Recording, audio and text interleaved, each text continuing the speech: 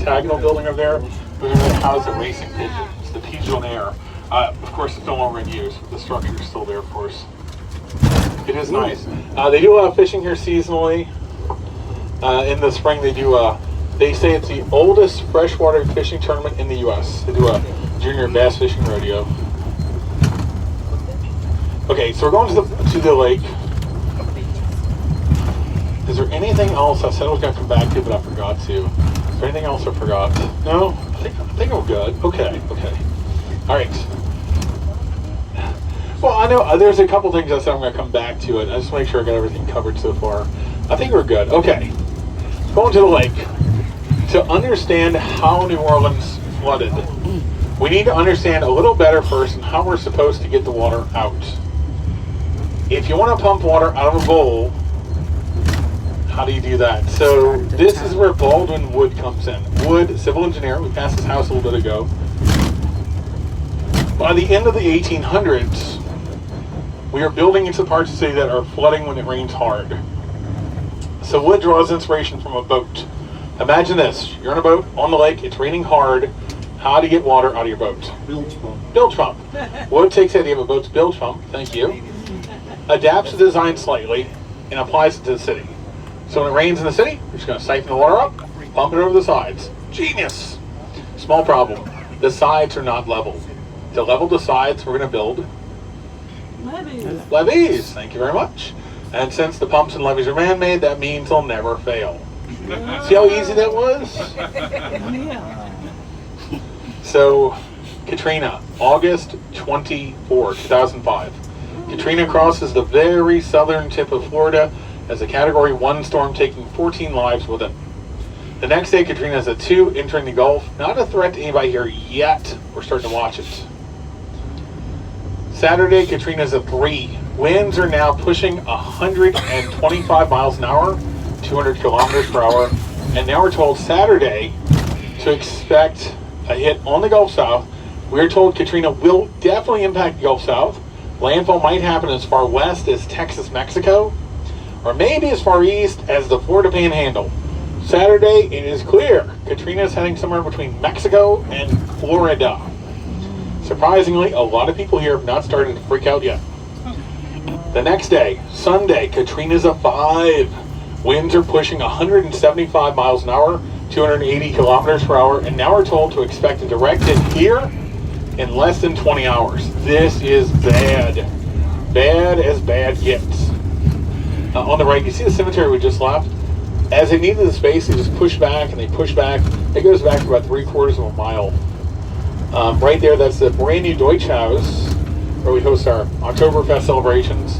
Behind that, the big tan building, the red roof, that's the fairgrounds, where we host Jazz Fest.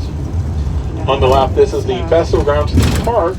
That's where this weekend we're going to host Voodoo Fest. Friday is Guns N' Roses, Saturday is Beck, and Sunday is Post Malone. Yeah, I'm going to take it on Sunday to Post. Go up. Post. A little higher. Post. Yes. Sounds like the drone sound check.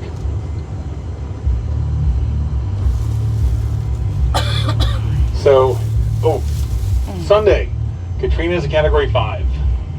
175 miles an hour winds. Landfall's coming in 20 hours or less. Sunday turns into Monday. There's now a Category 5 monstrosity. Katrina turning right off the coast of Louisiana, just about to make landfall, and something happens. A slight 30-mile, 48-kilometer jog to the right, to the east. Jog to the east initially seen as a very good thing for us. Jog to the east means we avoid the direct hit. Great for us. Jog to the east puts us on the west side of the eye wall. The west side is associated with less wind and less rain. Nobody wants to be on either side of a hurricane, but if you had to pick a side, you'd rather be on the west side. So jog to the east will put us on the weaker side. August 29, 2005, Monday morning at 6:10 a.m. Katrina makes landfall at the Mississippi-Louisiana state line. Takes several hours. Katrina comes level, 30 miles to our right, to our east, 48 kilometers, and passes. The eye wall of Katrina passes. On the news here, they say, looks like the worst is over. Pumps are working, levees are holding. We should be back to normal in 6 months. This guy is breathing a sigh of relief. Hours go by, and then the first breach opens up, and another, and now the entire city is filling up. Where the heck is all this water coming from? Not the river. It's the lake.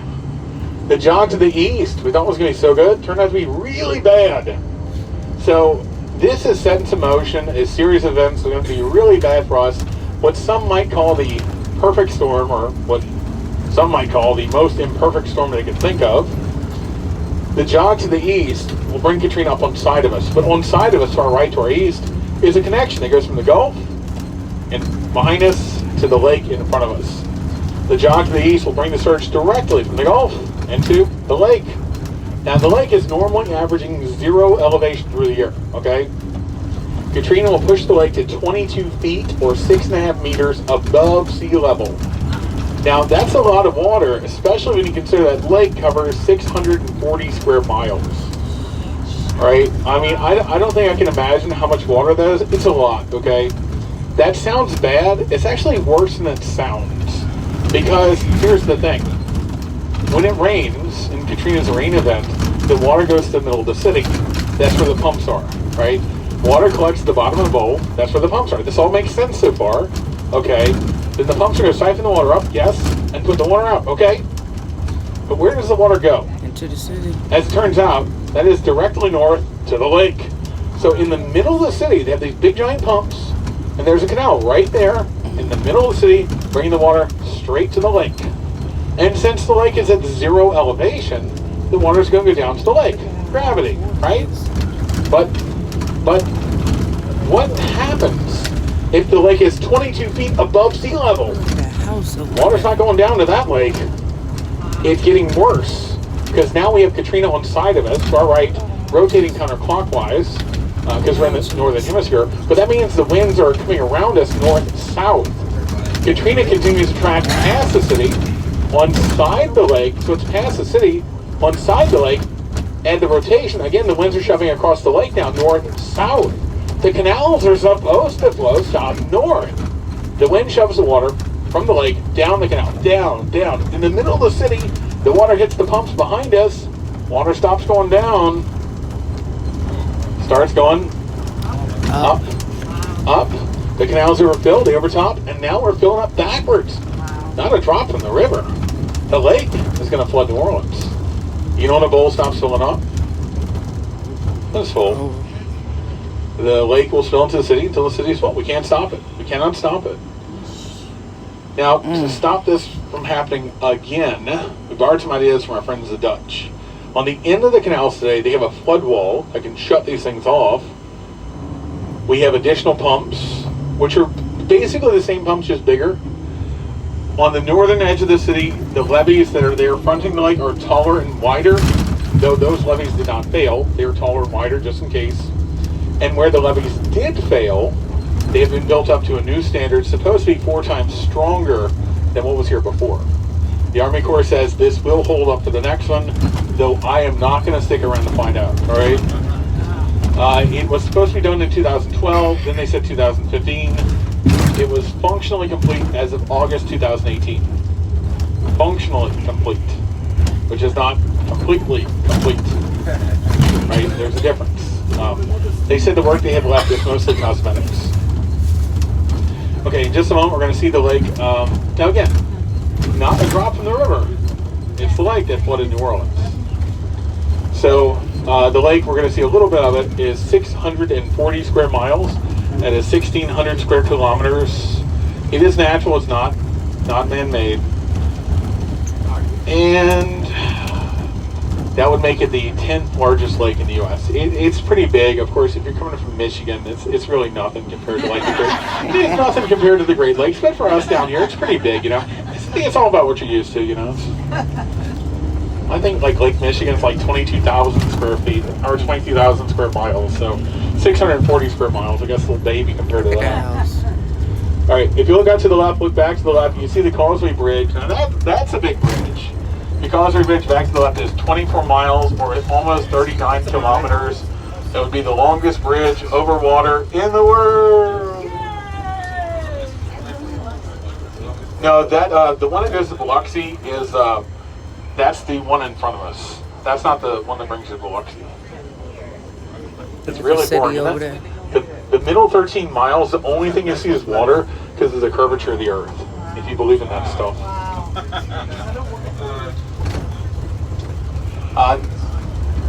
Oh yeah, it goes on forever. It really does. So earlier I said, now the reason why New Orleans is here, by the way, we're between the river and the lake. In 1718, there were no trucks, trains, or Boeing 737s. Trade happened by water. If there's a log jam in the river, coming from the lake, tides still live in the lake, coming from the river. Two ways in, two ways out. That's why we're here. By the early 1900s, the lake had become too shallow as ships are getting bigger. Almost all trade has since moved to the river. We still use the lake for water sports, shrimping, fishing, crabbing. If you eat some good blue crab while you're here, they probably came out of the lake. We had the same blue crab they have on the East Coast, like Virginia, Maryland. We just cook ours better. I'm just playing. So earlier I said the oldest part of the city is by the river. The opposite is also true. The newest part of the city is here by the lake. Where we are right now, the land should sit at 6.5 feet or 2 meters below sea level. The lake is at 0 elevation. If there was no pump and there was no levee, we would be swimming. We built the pumps, we built the levees, we backfilled this, made beautiful houses. But you know what happens if the pumps and levees stop working? Yeah, swimming again. So where we are, this neighborhood saw an average of 8 to 10 feet across right here. So 8 to 10 feet, or almost 3 meters. So left, right, the only thing at the water here would probably be the rooftops. Wow. Now to our left is the London Avenue Canal. They named the canal so the streets are next to them. The canal on the left is responsible for the first and second levee failure in New Orleans. The first failure is on the other side, which is the east side. The second failure is on this side, the west side. So we're traveling to our left is east. So at the park, we were in the 6th ward. We're now in the 7th ward. Once we cross the canal, we're going to be in the 8th ward, and then we're going to be in the 9th ward. Like they did it on purpose, huh? So yeah, so once we cross the canal, we're leaving the 7th, we'll be in the 8th. The second breach in the city was on this side, the 7th ward. The first breach in the city was on the other side, which is the 8th ward. But the first breach is a little further down south, down the canal. We'll see a little further up where the second breach happened. You can see where the breach was because, again, they only fixed the levees where they broke. And the repaired sections look slightly different. When we're talking about the levee failures from Katrina, it's probably not the levee you're thinking of. When I say levee, I imagine most people automatically are thinking about these giant earthen berm levees, like we saw by the lake. Yeah. Those didn't break. None of them broke. The kind of levees that broke are called sheet, pile, or eye wall levees. So the eye wall levees are a faster, cheaper solution. Faster and cheaper is always better, of course. Right, we know this. And these are what failed us. So that's going to be the right-hand side. Now, the levees built before Katrina it looks like a concrete wall. I mean, it's sort of what it is. The ones built before Katrina are textured and painted tan. The ones built after are smoother and darker. So when you look to the right, the smoother, darker section shows us where the breach was. So again, the textured part right in front of us on the right, that's pre-Katrina. Right next to the smoother, darker part is post-Katrina. About 250 feet or about 60 meters here is about where this breach was, the width of it. So this is the second breach in North, right there. You can see that. If you keep looking down, you see where it turns to textured. So between the textured points is where the breach was here. You see that?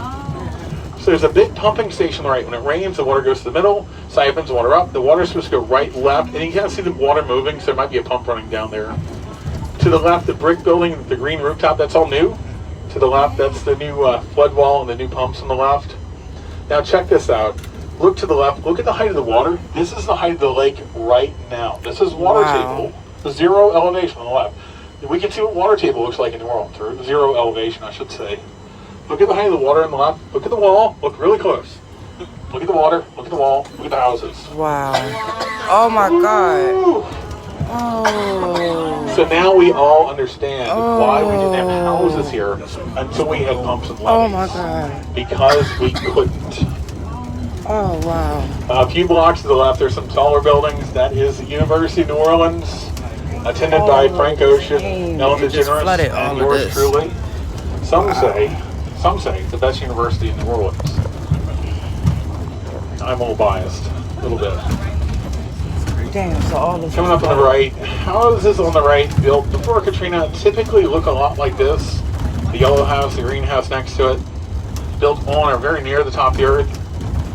Again on the right, I'm not going to tell you which ones. You can probably guess which of these are built after Katrina. I wonder. Yeah. Yeah, y'all from New Jersey might have seen houses like this. Wow, look at them. Why the heck would anybody build a house here? So naturally to the right, the land's coming downhill, down, down, down, and the natural beach or lakefront would be 3 or 4 blocks to the right. So the city runs into the lake 3 or 4 blocks to our right. You can actually see the grade, the street on the right, St. Anthony. Look at the street, you actually see it coming downhill towards us. You can actually see the grade here. So imagine the natural beach or lakefront, 3 or 4 blocks somewhere to the right. Everything from that point on should be part of the lake. After World War II, we wanted more space, we wanted to build more houses. So we figured out the lake was so shallow, we could put a levee over there, pump the water down, and create dry land. So we did. This will create a problem. Here's the problem. We now have dry land that's below sea level. And when the surge from Katrina is pushing in, it's pushing in above sea level, right? So now you have land that's low and water that's high, and this is going to add up to about 14 feet of floodwater. So here, Gentilly, 8th Ward, is the lowest part of the city, and also the site of the first levee breach. But here, right here, a bit over 14 feet of floodwater. Oh, wow. When you think about the bowl, again, go back to that bowl, right? So imagine the flood line, the water line. It's straight across, right? It's the depth of the bowl, or the earth in our case, that's going to determine the height of the water. So because the land here is so low starting off with, that's why there's so much water on top of us. Backing up for a second, what the heck was that wall on the right, that levee thing that I pointed at, that concrete wall? That's not a levee, is it? So earthen levees are typically pretty expensive. For every 1 you go up, you have to go 10 on the width. Earthen levees get their strength from their base, like a pyramid. When the city is growing out this way, the Army Corps will determine that earthen levees are too expensive. So they come up with a faster, cheaper solution. Sheet pile levees. The way a sheet pile levee works, imagine a really thick piece of corrugated steel sheathing. It goes up 12 feet, 3.5 meters above sea level. The part that goes up above the earth is capped in concrete. That's what we saw. The part you don't see, that steel sheet, continues into the earth about 17 feet or 5 meters down. So it gets its strength from its depth, like a post or a telephone pole. These were tested extensively before they're installed, and tests had shown that these would be effective. So they did install them in New Orleans at an estimated cost savings of $100 million. The thing about faster or cheaper is it's always better. However, they did skip one very small step. They did not do proper soil samples when they installed the sheet pile levees in New Orleans. Now, when they built these test levees, they were stuck into compacted clay, which is a very common substrate in the South. I know my Louisiana people know all about clay. My Mississippi people too. So clay is pretty good substrate, right? I mean, we don't really have bedrock. We don't have bedrock here, so compacted clay is pretty good. But what happened when they installed the sheet piles, without doing proper soil sampling, they would have discovered, now they found this after, portions of the former lake bed were not compacted clay, but portions of the former lake bed were, you're never going to believe this, sand. Oh my gosh, yes. A lake bed with sand? Who would have thought of that, right? Can't believe it. Unbelievable. Unbelievable. So when they're sticking these sheet piles down, some of them got stuck in the sand. Sand is a terrible substrate. It's semi-permeable. Cheap water goes through it. And this is a ticking time bomb. Now this is waiting for us. It's there the whole time. We just didn't know it. Katrina has unfolded the perfect series of events to expose this weakness. And so the water is pushed from the Gulf, through the Wrigley's Pass on the left, into the lake, down the canal, down, down, down. Water hits the pump, up, up, up. Eventually to the right, the levee will fail. Pretty much straight even with us on the right. The first breach in New Orleans happens. The water is 2.5 feet before the top of the levee, and it pushes right over. Now, according to modeling done before Katrina and computer modeling done after, that first breach happens at 50% stress. 50% is design stress, and the levee fails. Half the stress load, and it's failed because it was stuck in the sand. In fact, every single failure, every single breach came from sheet pile levees. Every one. The obvious solution to fix what happened in Katrina, if every breach came from sheet pile levees, replace sheet pile levees with sheet pile levees. So that's exactly what we did. I wish that was not a joke. Yeah. So the new sheet pile levees, what they look like. Now we saw the new one, right? The new one. Take a steel sheet. It goes up 12 feet above sea level. It's capped in concrete, right? It looks no different on the top except for the texture, right? The part you don't see, that same steel sheet goes down in the earth, not 17 feet or 5 meters. It goes down 46 feet or 12 meters. So the Army Corps says the new ones are 4 times stronger than those they've replaced. Again, I'm not going to be here if they need to be tested out, but supposedly they will hold up. So, estimated cost savings from sheet pile levees, $100 million. Estimated damages from Katrina come in adjusted at near $200 billion. billion. 90% of our housing is damaged, not livable. 2/3 of our housing is damaged beyond repair. Over 20,000 businesses are flooded. The government death toll for Katrina is 1,832. However, the Harvard death toll is over 5,600. An estimated 1 million people were made homeless, many of those jobless at the same time, including yours truly. And one thing's for sure, this city had taken a hit some people thought we might not come back from. Now, very soon we're going to be in the 9th Ward. Hey Gary, what's a ward, and is that the same thing as a parish? No Gary, but thanks for asking. So, in 1812, So we'd become pretty. the 18th state after Ohio. OH. That works. So they're 17, we're 18. And normally, to do count, they would have counties, right? So in most states they have counties. Well, we didn't have counties here, but the existing land divisions that were installed by the French, by the Catholic Church, were called parishes.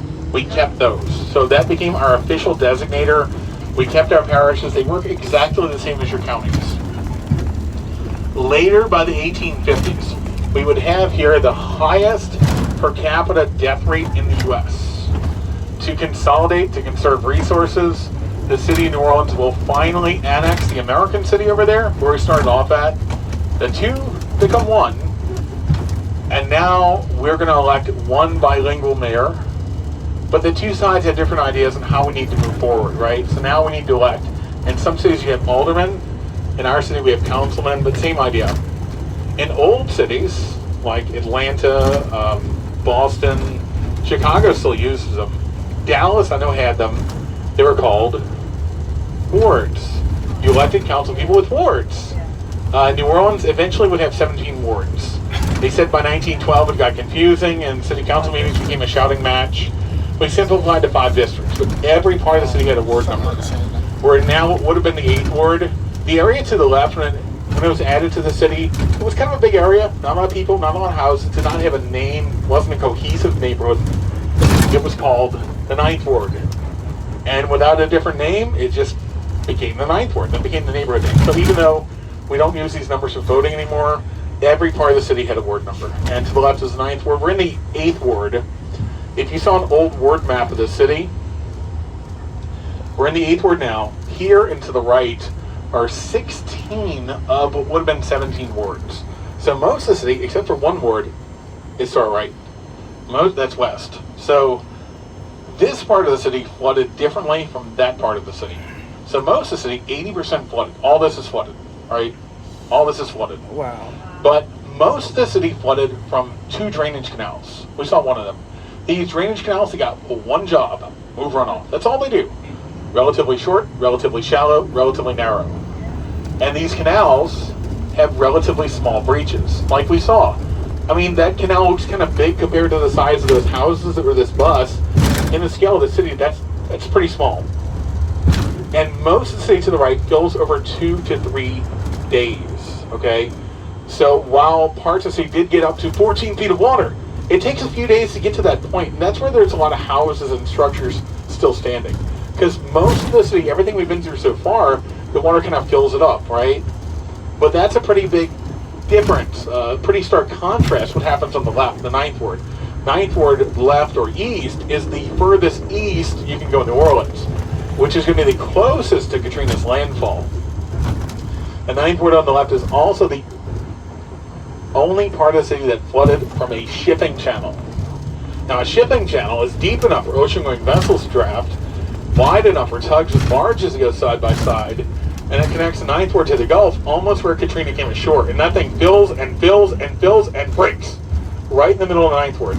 Then there's another series of breaches along the northern and eastern edges. So you're talking about a much smaller part of the city filling up from a much bigger source. Essentially 1/17 of New Orleans filling up from almost every angle.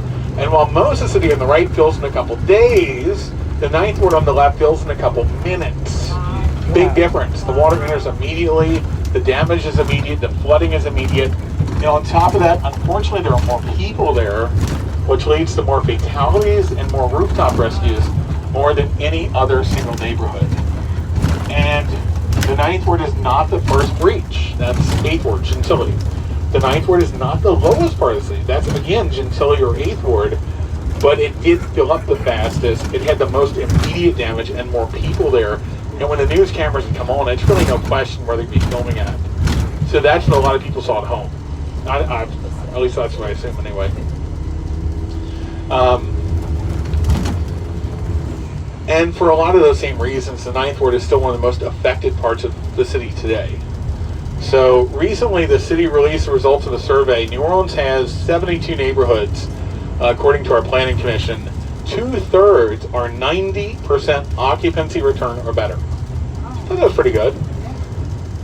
There were only three neighborhoods less than 50% occupancy return. So the Ninth Ward is one of 3. So we're 8th is to the right, and once we make a left, we'll be in the 9th. So why have so few people come back here? There's a lot of reasons, but one of the big ones has a lot to do with, of course, money, insurance. Following Katrina, thanks to some loose wording in Louisiana's insurance law, companies that provide homeowners insurance were able to deny coverage to those who had flood damage. If your house is flooded in Katrina, your homeowner's policy didn't cover it. Homeowner's policy pays highest water line up, flood policy pays water line down. Almost 80% of homeowners here did not have flood insurance. So for the vast majority of people, they're going to get little or nothing to repair their properties. Now you've been evacuated someplace in California, Tempe, Arizona, Houston, Dallas, Atlanta, Gainesville, DC, Chicago. How do you start the process to come back? How did so few people here have flood insurance? Is there some kind of law about that or something? Yes and no. The law says if you have a federally backed loan, you have to have homeowners insurance. If you have federally backed loan within a floodplain, you have to have flood insurance. Okay, that's pretty plain. Pre-Katrina, this neighborhood is over 90% owner-occupied. Most people that live here own here without a mortgage. They've been here, the family's been here their whole lives. They worked hard. These homes are paid off. And for that reason, they can choose to buy homeowners and not a flood policy. You know, a lot of us, myself included, believed we wouldn't need that flood insurance policy. Why pay all that money for a flood insurance premium? We never need it since these homes were first built. And it's the people that own their homes outright that got nothing to come back. And even if you got the money to come back, what do you come back for? Because here, because the breaches were biggest, it takes the longest time to plug the breaches. Water does not run from a bowl, right? So we have to plug the breaches. We'll have to manually remove that water. And because of the severity and the size of the breaches, the water sits here the longest, 2 months. And that's not water, it's going to be seawater or salt water. For those of y'all that have been around salt water, that's nasty stuff. So once the salt water is pumped down 2 months later, what the water didn't get, the wind did, because the winds are still pushing through here at 200 kilometers per hour. So there's no power, there's no running water, there's no cable, there's no internet. And if you're halfway across the country in Chicago, homeless, jobless, carless, you could put money into a house in New Orleans as much as you want. But without power and water, you can't live there. It makes no sense to put money into a house you can't live in if you're already homeless. And it will take here almost a year and a half to get the power and water back up in this neighborhood. Almost a year and a half. And in that year and a half, these homes are not frozen in time, right? As soon as that water's pumped down, they're filling with mold, mildew, insects, termites, rats, mice, snakes. And after a year and a half, what do you got left to fix? And who can wait that long? Not many people can. And it becomes difficult or impossible to come back. And neighborhoods like this are some of the slowest to recover because they sat so long. You know, starting off with a big disadvantage. Everywhere I see a lot, there was a house here pre-Katrina. There was not a single school open in New Orleans the 05-06 school year. Not one. But coming up on the left, this will be the first school reopened in this neighborhood after Katrina. On the left is sort of famous too. William Frantz, F-R-A-N-T-Z. Made famous by a little 6-year-old girl named Ruby Bridges. 1962, she went up those steps to attend her first day of first grade. Surrounded by 4 federal agents, Ruby was chosen to desegregate the first school in Louisiana. This is it. 1964, and when Rockwell did a painting of Ruby on the steps. And 2014, they unveiled a sculpture of Ruby in the courtyard. But very important school, it is back open. Now in just a moment, we're going to turn right. We're going to enter Musicians Village. It's the work between Habitat for Humanity, Oprah Winfrey, the Marsalises, former President Jimmy Carter, New Orleans native Harry Connick Jr. It was his idea. Connick said, "What would New Orleans be without musicians?" He said from his house in Connecticut. So he came up with this, a way to get musicians, artists back, people that he said were important to the city but may not have the steadiest of income. So these homes are built for musicians, artists, and their families that were living here before to give them a place to come back to. The project is done, though Habitat's still active here on a smaller scale. They built 220 houses, brand new since Katrina, for, again, musicians, artists, those families that were living here before. People that got the homes would agree to pay $50,000 to $60,000 to cover some material cost. They'd also agree to 300 hours of sweat equity, basically helping their neighbors come back. On the left, this is the Ellis Marcellus Center for Music. It's like a town hall, performing arts center. Some of the musicians here offer music lessons to the kids. There's also a nursing station in there. Now this project is done, though Habitat's still active here on a smaller scale. Katrina was the biggest fundraising effort in the U.S. since 9/11. Contributions poured in from 151 countries and international organizations. Biggest contributions outside the U.S. came from neighbors Canada and Mexico. Great Britain sent thousands of cases of MREs. Germany sent pumps or floating in the lake to help pump the water out. One of the first countries to operate directly was Russia. They flew in 3 of those super huge airplanes, the ones they dropped tanks out of, with nurses, blankets, and med kits. I remember I got a med kit off an army truck a week after Katrina. It was in Cyrillic, and I was wondering how the heck that happened. If you ever get a chance to go to Wikipedia, look up international response to Katrina, it's staggering. The biggest contributor for Musicians Village, the people of Qatar.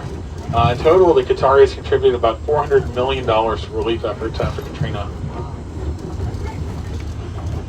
Coming up on the right, there's a guy here, his name is David Fountain. He started this little Katrina museum in his house. I think it's kind of interesting, but on the right, he still has a search mark on the front of the house. The search mark on the right shows you the home here was searched September 12, 2005. Searched by Task Force Wildcat, the group from West Virginia. On the left, it indicates they found 0 survivors. On the bottom, 0 bodies. Every house is searched, looking for bodies, survivors, and environmental hazards, just like this one. Since Katrina, we have decreased blight, increased livable properties, increased jobs, every year since. We have increased population almost every year since. I'm sorry. So Population of New Orleans proper, when Katrina hit, just under 500,000. Population the year after, estimated to be 170,000. If you come back, where do you live? Find a place to live. Where do you work? I did rooftops and fences about a year until I realized I was too delicate for that. I do not miss it. I was skinnier, had a better tan. I do not miss it, not at all. I do not miss it. Population of New Orleans today is just about 400,000. And you might say, well, that's good, right? I mean, that's not great. That does mean that 20% of the population is still missing. So where's that 20%? So look at the metro area. So when Katrina hit here, I mean, underwater here 2 months, no power, no water, year and a half. And then coming back, there's no schools open, like I said, no gas station, grocery store. Where do you fill your prescription? Where do you do your banking? Because that's all closed. No place to fill to buy milk and bread. But that's the little stuff. The big stuff is you need sheetrock, you need shingles, you need carpet, and then who's going to do that work? And then all this trash, who picks that up? And how do you get money from insurance? It's overwhelming, right? But just next door, see, Katrina took this job to the east, behind us, that doomed New Orleans. But it spared the parish to the west. Jefferson, right next door, got a glancing blow. Some minor wind damage, some very minor flooding. But for the most part, Jefferson Parish did out really well.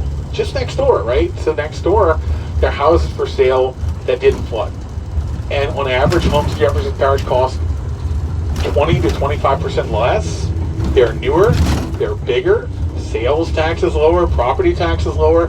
By the end of September, next door they had power, they had water, they had schools open, banks open, McRib is back, and you could buy a house over there that didn't flood. And I did. I'm not trying to justify it, but to see where the population is, just pull back. The New Orleans metro area, pre-Katrina, 1.22 million. That same metro area today, 1.3 million. Hey, that's not so bad. So there are more people in the New Orleans metro area today than there were before. How do we rank? New Orleans today is the 50th largest U.S. city. We're back on the list of top 50. We are 50th. You got to start somewhere. To do that, we actually displaced a suburb of DFW. No offense intended. We are the 46th largest metro area in the U.S. We have more jobs today than we had before. Our third biggest job provider is medical. In the last couple of years, we saw a brand new public hospital, brand new VA hospital open up, bringing more than 30,000 good-paying jobs back to New Orleans. Our second biggest job provider is the port and oil gas industry. We are a port city. It's why we're here. We're the biggest port by volume in the U.S., the largest corridor of international commerce in the U.S. We produce 11% of the nation's petroleum. That's why our fuel prices are relatively low. Like we're $2.20 a gallon right now, which is like 75 cents a liter for petrol, which is pretty cheap if you're coming from California or New York. Again, not trying to rub it in, just making an observation.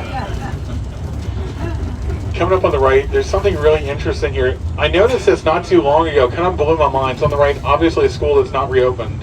But check this out. So the sign's still there. And this is crazy. I don't know how, but look, it looks like it says registration 8/17/2005. You see that? Oh, wow. Student return 8/18/2005. I don't know how. I'm thinking maybe the exact angle of that building stopped the wind from knocking the letters off. Wow. That or we need to find out what the letters are made from and start making houses out of that stuff, yeah.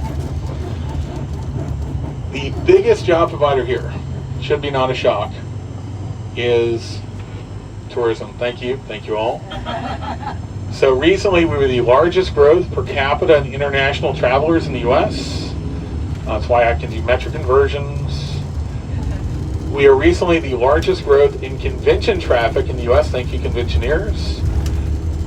When 2004, year before Katrina, the record number of visitors was 13 million. We thought that was a lot. Last year, the new record was set at 18 million. That is a big jump. We have more hotels, restaurants, bars open today than we had before.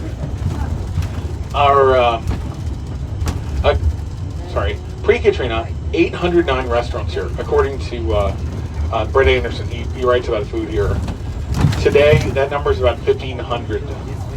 We are per capita the most nominated and most award-winning James Beard city in the U.S.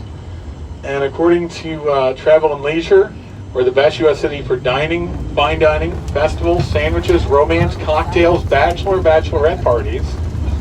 According to Food and Wine, we are the best food vacation city in the U.S. So we do have some work to do, right? There are neighborhoods, there are people that have not come back, but we're getting there. Maybe not all at once, but we're getting there. Okay, well, it's almost that time. We're going to start heading back really soon. Here's the plan. I'm going to drop you off where Debbie picked you up at initially, unless you tell me something different. You don't got to go home, but you can't stay here, okay? So, just do me a favor. Check around yourselves. Make sure you get all your stuff. Hats, glasses, watches, cell phones. If you leave anything on here, all personal items are returned to the magazine pawn shop, okay? Okay, any other questions on topic or off topic or anything else? Nope? Okay. Now, my favorite place for Sazerac. Right down by the French Market, there's a little tiny bar. It's a hole-in-the-wall place. It's called Cane and Table. They have a happy hour between 3 and 6 on weekdays. It's a restaurant bar, so it is all ages, right? So, the coolest thing about Cane and Table, there's no sign outside. You have to know it's there to know it's there. But it's got this really cool old Havana vibe. And last year, the owners of Cane and Table won James Beard's best bar program in the country. They claim to sling more Sazeracs than anybody else on the planet. It's right by the market. It's right by Frenchman Street. If you're down the area, definitely go check it out. It's worth the stop in there. On weekdays, they open at 3. On weekends, they open early, I think like 8 o'clock. They do a really nice brunch menu, too. Okay, so important question time. Where are we going for dinner tonight? Don't know yet, okay. Still deciding. If it were me, since now they're open on Wednesday, I'd be going to Gregory. That's where I'd be heading down to. Go visit Chef Eric. Give him a hooah.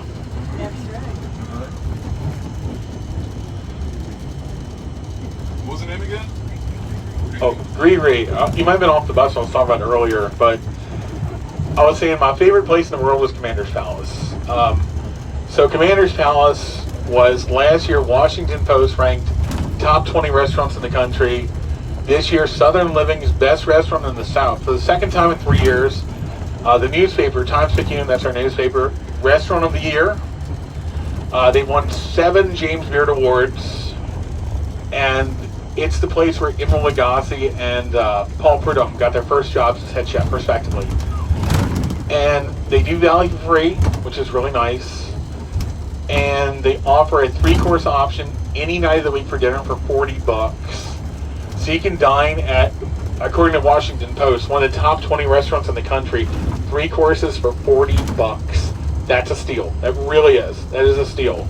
The thing is, though, they do require reservations, and they do have a dress code. It's not strict at all, but they do have a dress code. So I was saying that if you didn't want to go to Commander's, if you don't have anything that fits the dress code or you can't get reservations, the next best thing would be Gregory. Gregory is 1800 Magazine Street.